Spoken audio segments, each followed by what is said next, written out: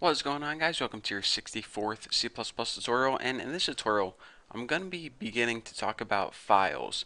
Now we need to be able to work with files because files are what you use to save data on your computer. And you're saying, hold on, Bucky, I know what's used to save data. You can just store the data in variables or something like that.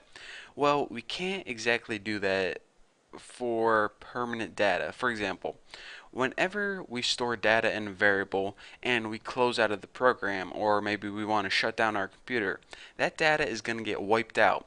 Now, in order to save data permanently, what we need to do is we need to store it on a file on our computer. And what this does is whenever we're working with files, it stores it to your hard drive. It permanently etches it in there. So then whenever we shut down our computer, we can go ahead and pull it back up and everything is going to be working fine. For example, if you were playing a computer game or if you had to write an essay for school, you wouldn't want to just store all that information in a variable because then the user would have no way of saving that data. So what we're going to be doing is we're going to be working with files, storing them on the computer's hard drives, and that gives our user a permanent solution to save data. Very useful, and well, you're probably going to be working with files in every single program you're using unless you're just making a cool animation or something. So let's go ahead, and the first thing I need to show you guys is we need to include an additional header file. So let's go ahead and copy this, save us a little bit of typing, and instead of IOStream, we're going to put FStream right here. Now this is the header file that we need for file input and output. Without this header file, we won't be able to work with files at all, basically. So that's your main file, I guess you could say. So let's go ahead, and now that we got everything included we need, again, this is to work with files. This is to input and output data, or basically how to add data to the file and read data from the file. So there you go, and let's go ahead and start coding now. So here is how you work with files in C++. The very first thing you need to do is you need to build an object. Since C++ can't work directly with the file itself, it needs to be able to go through objects just because, whoever made C++, that's how they made it. So the very first thing we do is we need to write OF stream, right like that. And this allows us, well, there are different types of file streams. Basically, this is how you create a file object. And right after this, you give your file object a name, any name you want. I'm just going to name mine Bucky's file. Now we have a file object, aka access to a file.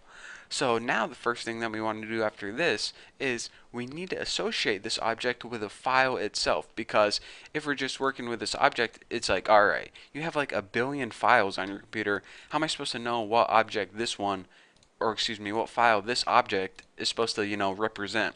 Well, that's what we do in the next line of code. And in order to do that, we go ahead and type the name of our object and we open a file. And we just do that using the open function without the star right there and without this right there.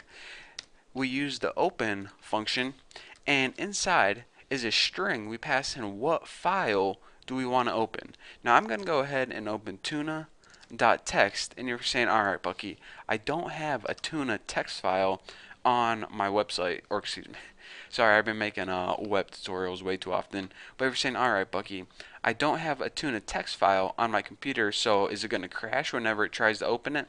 Well, no. Whenever you're working with files in C++ and it opens a file that doesn't exist, it's going to see that it doesn't exist and it's going to automatically create one for you. For example, my file is going to get created right here. Now, as you can see in this directory, there is no tuna text file. So whenever I try to open it, it's going to look for a tuna text file and it's going to say doesn't exist. I'll create one for you. So it's going to get created automatically, and it's pretty cool because it saves us, a line of code from having to create it. So basically what we're going to be doing so far is creating a file object. That way we have access to some file. And in this line of code right here, we're going to say what file do we want to be associated with this object. Well, now tuna text file is associated with this Bucky's file object. So now basically any input and output that we make to this object is going to be input and outputted in this file. We just can't, input and output directly to the file because C++ won't let us. Basically, Bucky's file is the exact same thing as tuna text file from now on. So now we can go ahead and, output characters to that file or whatever we want to output. For example, you're saying, all right, how do you output to a file? What are you talking about? Well, just go ahead and instead of outputting things to your computer screen like we have before, we use that operator right there, those two little less than signs, and we just write some text like, I love tuna and tuna loves me. And we won't end that line.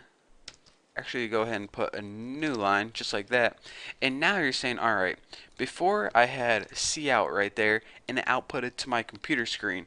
Well, now I'm going to go ahead and have Bucky's file right there, and all this text is going to output to a text file instead of the computer screen. So nothing's going to show up on the computer screen.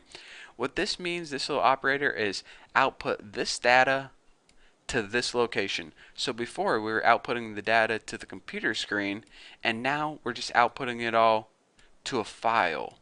Simple enough. I mean, the operator is pretty cool and it works in that way. So now, like I said, we basically associated a file with an object in these two lines, and now anytime we use this object name, it pretty much knows it represents this file. So it knows whenever we want to output this text, it's really outputting it to this tuna.txt file right here. So that's going to run perfectly, but at the end of all your programs, when you're done working the files, you always want to close that object. And what that does is any, little memory or buffers or any resources that the computer was using when it was working with this file right here, it's going to close them out and it's going to free your computer's memory. So it's just good programming practice to do this. So let's go ahead and type our file object, Bucky's file, and just go ahead and type close with no parameters. So let's go ahead and run this program, and as you can see, nothing happens right here because we didn't output anything to the computer screen. But if we go ahead and take a look at that directory, we now have a tuna text document that got created.